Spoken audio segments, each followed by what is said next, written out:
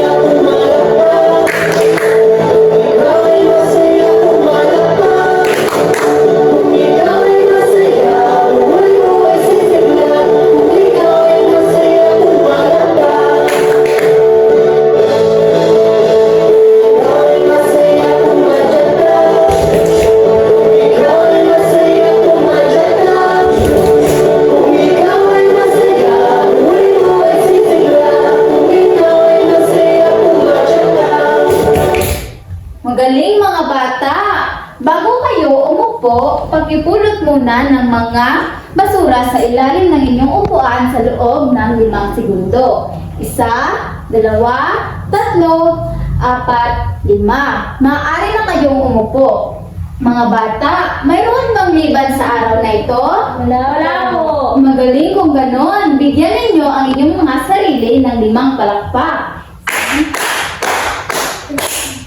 Mga bata, ipapakita ko sa inyo ang ating pamantayan sa ating silid-aralan. Pakibasa ng sabay-sabay. Igalang ang lahat, pati ang kanilang mga opinyon. Makinig ng mabuti kapag may nagsasalita. Itaas ang kamay bago magsalita. Makilahok ng aktibo sa klase. Naintindihan niyo ba mga bata? Kailangan natin itong gawin upang mapanatili ang kaayusan sa ating silid-aralan. Mga bata, sino ang makapagsasabi sa akin kung ano ang tinalakay natin noong nakaraang araw? Hera? Ang tinalakay po natin noong nakaraan ay tungkol sa kayarian ng pantig. Tama! Magaling at naaalala niyo pa kung ano ang tinalakay natin noong nakaraang araw. Mga bata, handa na ba kayo matuto ng bago? Opo! Magaling kung ganon. Para maging interesado ang ating aralin ngayong araw, sisimulan natin ito sa isang gawain. Ang gawain ay pinamagatang pagsusuri sa larawan. Papanggatin ko kayo sa 4 na pangkat. Ito ang unang pangkat, pangalawang pangkat, pangatlong pangkat at pang-4 na pangkat. Ngayon akong ipapakita ng mga larawan at susuriin ninyo ng mabuti kung ano ang kilos na ipinapakita ng nasa larawan. At kung nais ninyong sumagot, itaas nyo lamang ang mga flaglets na aking ibinigay. At kung sino ang may pinakamaraming nahulaan, ay siyang tatanghalin na panalo. Maliwanag ba mga bata? Opo! Simulan na natin. Sa unang larawan, ano ang pinapakita? Charlie? Naglalaba po at nagluluto. Tama! Sa unang larawan, ang bata ay naglalaban ng mga maruruming damit. Sa pangalawang larawan, Jamaica, Pagluluto ng pagkain. tama! Ang ina ay nagluluto ng mga pagkain. Sa pangatlong larawan, Roxanne. Pagganda po. Tama. At sa panghuling larawan, Charlie. Pag-akyat ng puno po. Tama, mga bata. Ang nanalo sa ating gawain ay ang unang pangkat. Dahil sila ang nakakuha ng pinakamaraming puntos, bigyan natin sila ng masigabong palakpakan. Magaling mga bata at nasiyahan kayo sa ating ginawa. Dahil dyan, bigyan ninyo ng 5 palakpak ang inyong mga sarili. Mga larawang aking ipinakita kanina ay may kaugnayan sa bagong aralin natin sa araw na ito na patungkol sa pandiwa. Ngayon mga bata, ano nga ba ang pandiwa? Pakibasa ng sabay-sabay. Ang pandiwa ay bahagi ng pananalita o wika na nagsasaad ng kilos, aksyon o galaw ng tao, bagay o hayop. Salamat mga bata! Ang pandiwa ay isang mahalagang bahagi ng pananalita sa wikang Filipino. Ito ay nagsasaad ng kilos o galaw na nagbibigay buhay sa loob ng pangungusap. Timbawa nito ay ang pagtalon, paglakad, pagsayaw, paglalaro at marami pang iba na nagsasaad ng kilos at galaw. Ngayon mga bata, gusto niyo bang makinig ng isang kwento? Opo, Ano nga ulit ang gagawin kapag ang guro ay nagkikwento sa inyong harapan? makinig, tumahimik at umupo ng maayos po. Tama! Makinig, tumahimik, umupo na maayos at intindihing mabuti ang ating kwento. Handa na ba kayo mga bata? Opo, guro.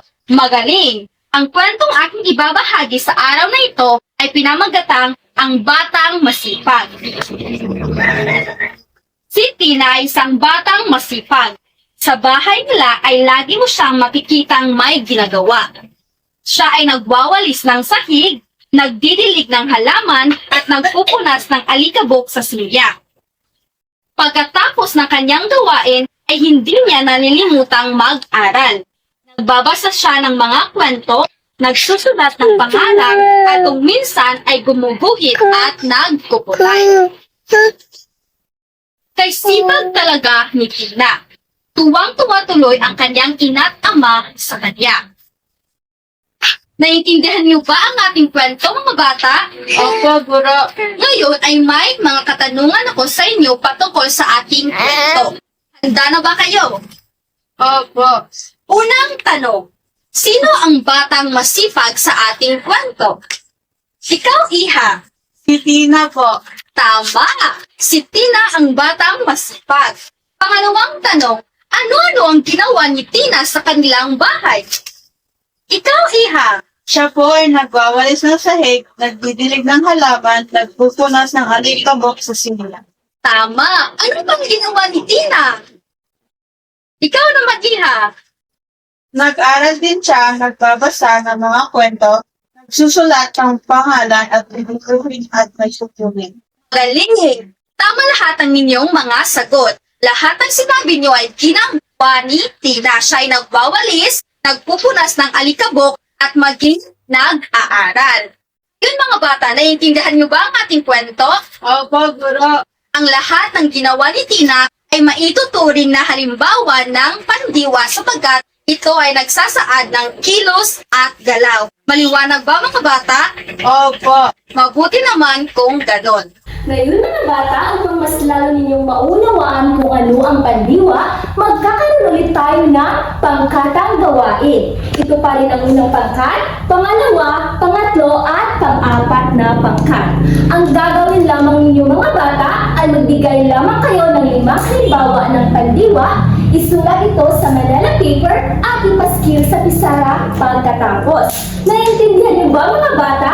Mabuti naman kung ganun. Mayroon lamang kayong 5 minuto upang gawin ito. Maaari na kayong magsimula. Tapos na ba kayo mga bata? Oo! Magaling! Ipaskil niyo na dito sa pisara ang inyong ginawa. At ito'y ating suriin kung tama ba ang mga halimbawa na inyong ibinigay. Sa unang pangkat ay, ang kanilang mga halimbawa na binigay ay kumakain, kumakanta, tumatalon, naglalaro, at lumalangoy. Ang lahat ng iyon ay nagsasaad ng salitang kanilang ginawa.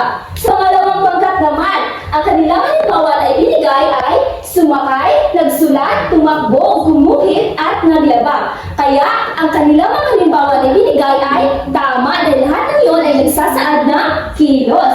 Sa pangatlong pangkat naman, sumasayaw, umiinom, umaawit, natutulog, at nagtatanim. Ang kanilang binigay na halimbawa ay nagsasaad ng salitang kilos. Sa panghuling pangkat naman, nagbabasa, nagluluto, nagwawalis, naghilamos, at naglalakad. Lahat ng iyon ay mga halimbawa ng pandiwa. Magaling mga bata! Tama ang binigay ninyong mga halimbawa. Dahil dyan, bigyan natin ng iyong sarili na isang good job applause. G-O-O-D-G-O-B, good job, good job! Ngayon mga bata, ano nga ulit ang paksa na ating tinalakay sa araw na ito? Tama! Ito ay tungkol sa pandiwa o salitang kilos. Ano nga ba ang pandiwa mga bata? Magaling! Ang pandiwa ay bahagi ng pananalita o wika na nagsasaad ng kilos, aksyon o galaw ng tao, hayop o bagay.